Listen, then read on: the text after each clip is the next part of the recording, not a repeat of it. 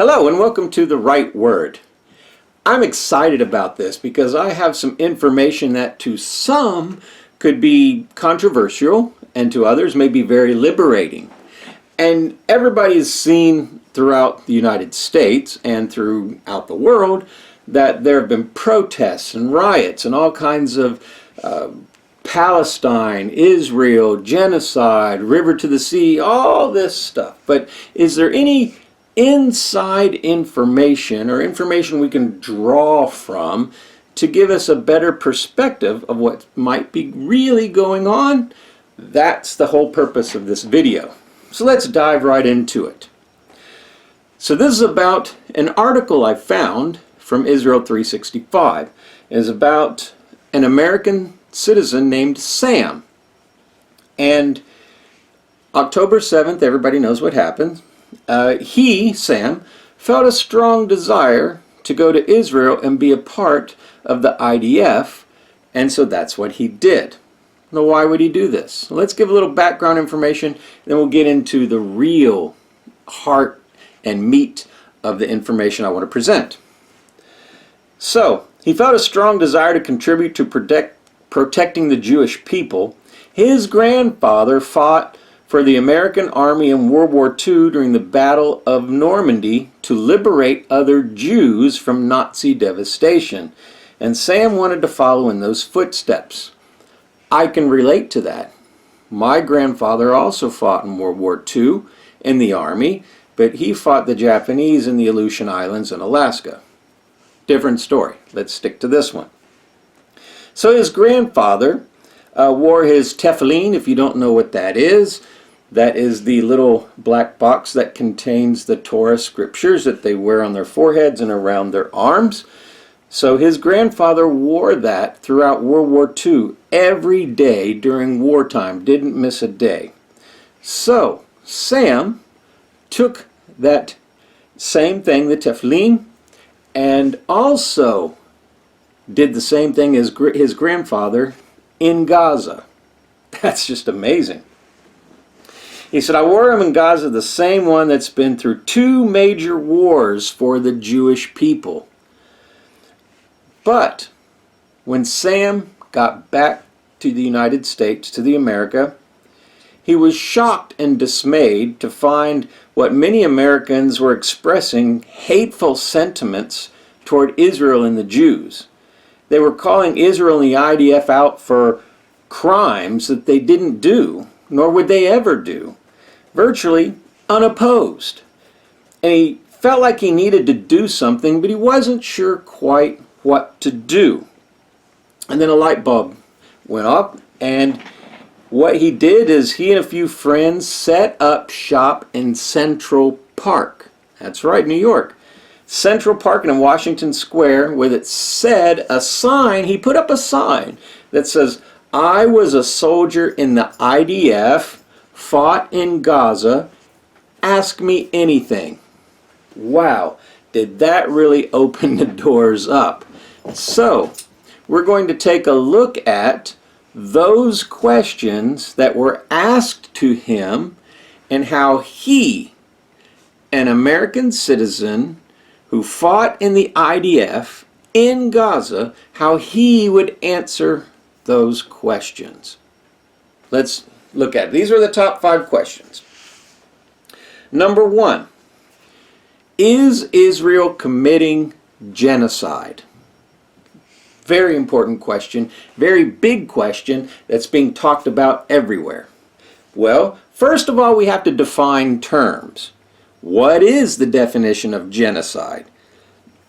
According to Webster, it is the deliberate and systematic destruction of a racial, political, and culture group. That's the Webster's dictionary definition of it. Here's his answer. Israel's actions demonstrate the opposite intent. The deliberate effort to save lives even amidst the war. Conversely, Hamas, with its clear intent to target civilians, is the party aligned with genocidal behavior. And fortunately, they failed in their October 7th attempt and attack to eradicate everybody. Now, some argue that even if it's not genocide, Israel is unnecessarily killing innocent people. Now, I don't know how to respond to that. Tragic civilian casualties occur in every war. I'm sorry, that's just the nature of war, and that's the way it is. However, Palestinians are not unique to this situation. What sets this conflict apart is that this was avoidable. Hamas instigated war, fully aware that Palestinian civilians would bear the brunt of consequences. Let's take a look at that. Hamas instigated or started a war knowing that it was going to harm their own people. The United Nations reports that in modern urban warfare, the civilian to combatant death ratio averages 9-1. What is that saying? That usually in some sort of combatant war, civilian war, you have 9 combatant deaths to 1 civilian death. That is the average ratio. However, in this conflict, Hamas claims 45,000 Palestinian deaths in this conflict, while Israel states the IDF has neutralized 20,000 terrorists, yielding a 1 to 25 ratio. The average worldwide is 1 to 9. The Israeli average is 1 to 25, more than twice. Twice. Did you get that? So that means their casualty rate of civilians is twice lower than the world average, which means they're being that much more careful not to have civilian casualties. So let's continue. This extraordinary low figure achieved in densely populated conditions underscores the IDF's unprecedented efforts to protect civilians compared to any other modern warfare conflict. Let that sink in.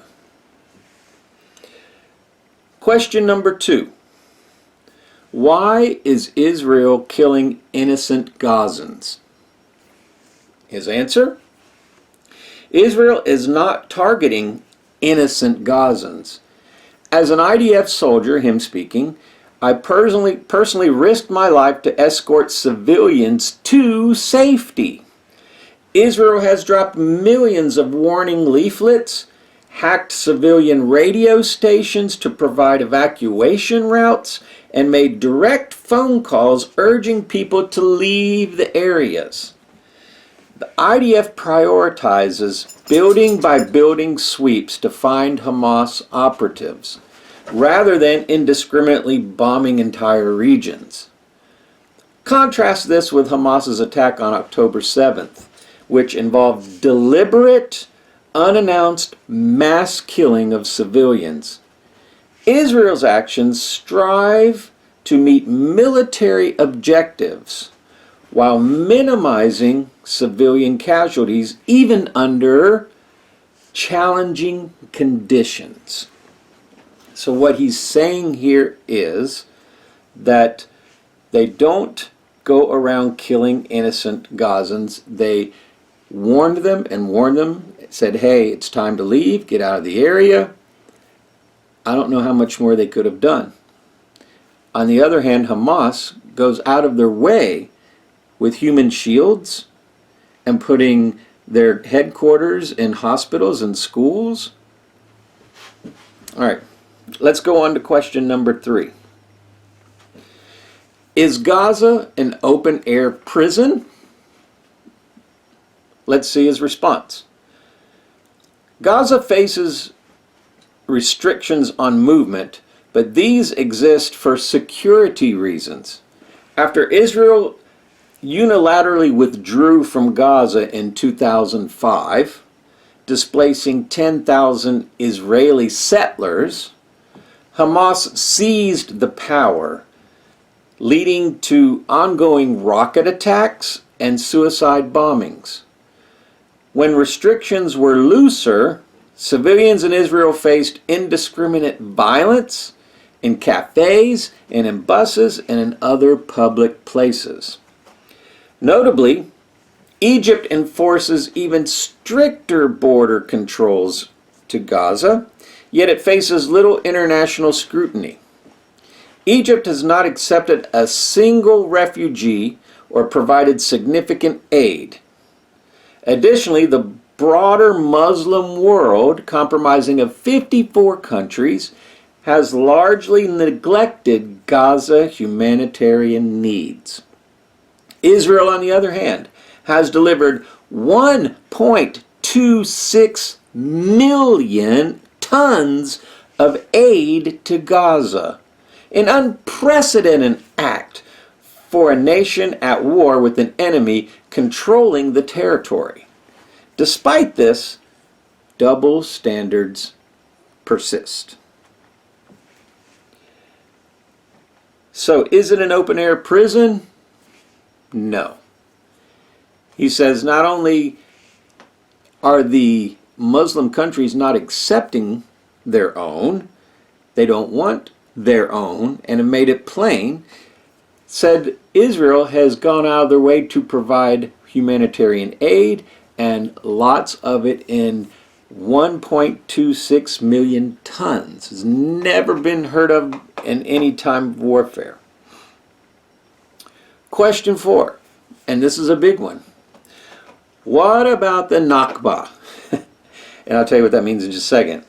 In 1948, 750,000 Palestinians were displaced during Arab-Israeli conflict. All right, what is it?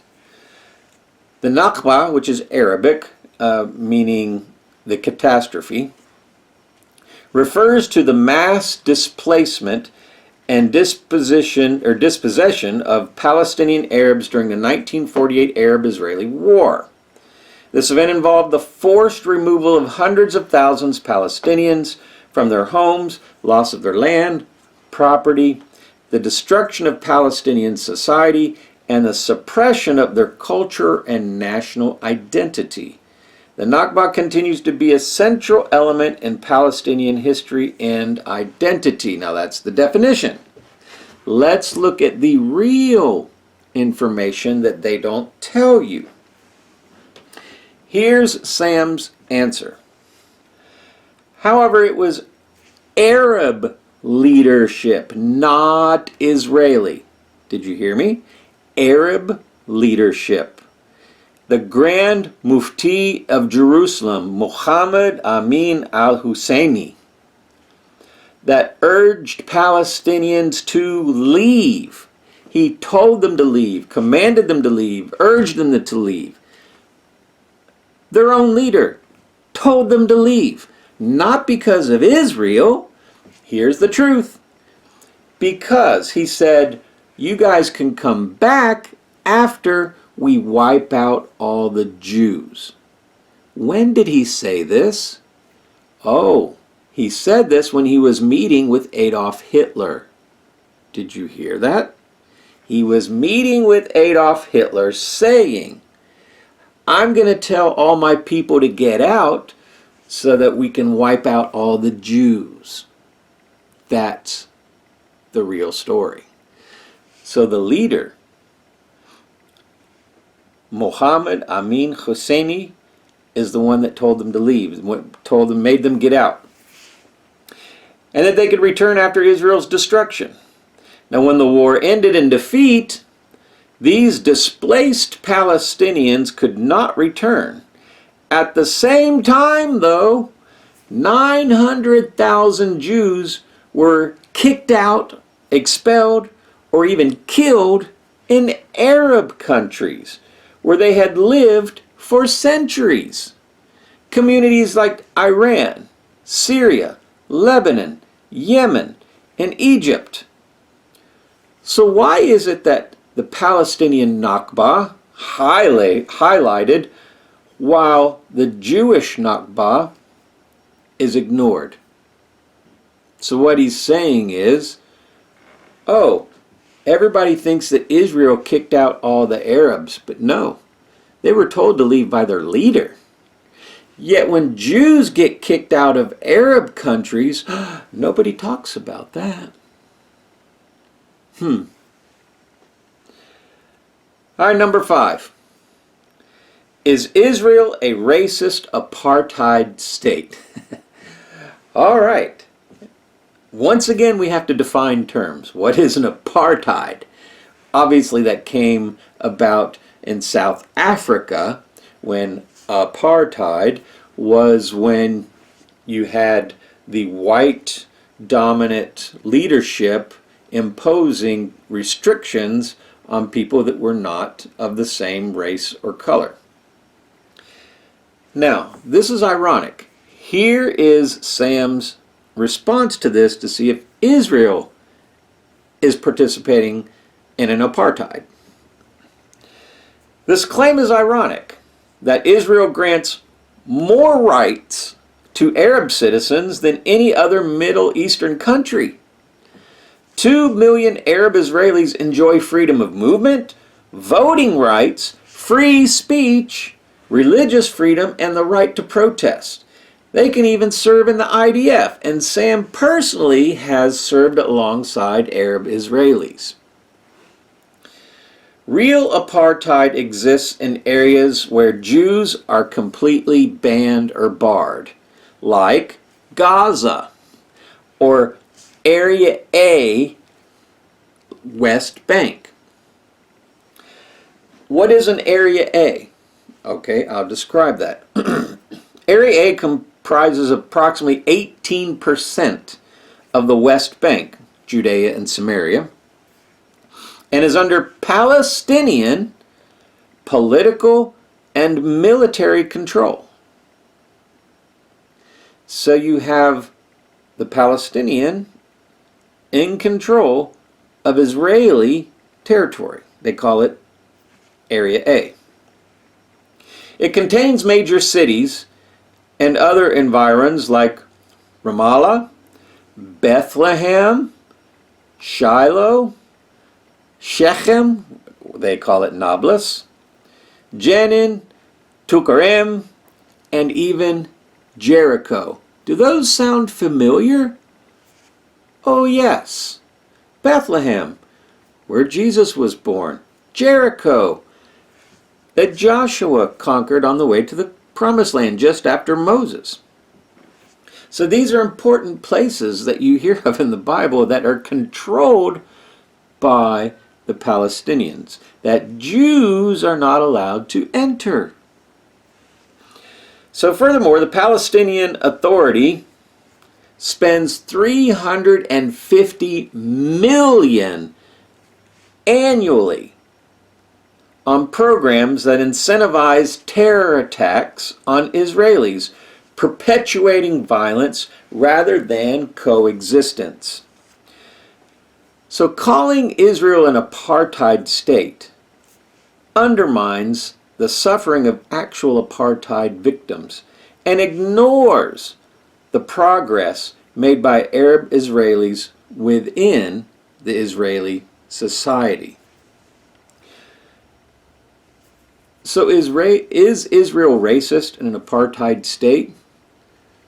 What he's saying here is, you have an Israeli, a Jew, in their own place, Israel, and part of Israel that's controlled by Palestinians, they say you're not allowed to go to. It would be like, okay, I'm an American citizen, but I'm not allowed to go to Texas or Maine or California or pick one because of my color or race. Now that doesn't make sense. You would think if I'm an American citizen, I could go anywhere in the U.S. But that's not the case in Israel. It says, they claim that Israel is the one that's racist and Israel is the one that's an apartheid. But the Palestinian Authority won't let Jews into their own place and land and country? Which one is really racist? Which one is really apartheid? These were the top 5 questions that Sam was proposed with in Central Park and in Washington. So I hope this information that he has provided, I hope this gives you a better clue, a better understanding. This is inside information, someone that's lived it, that's been there, and I'm sharing with you. So, I'm praying that this information is liberating to you, even though, yes, a lot of this is controversial, and you've heard of a lot of things, but I wanted to present this to you because it not only is it important, but you need to know the real story. That's why you heard it here on The Right Word.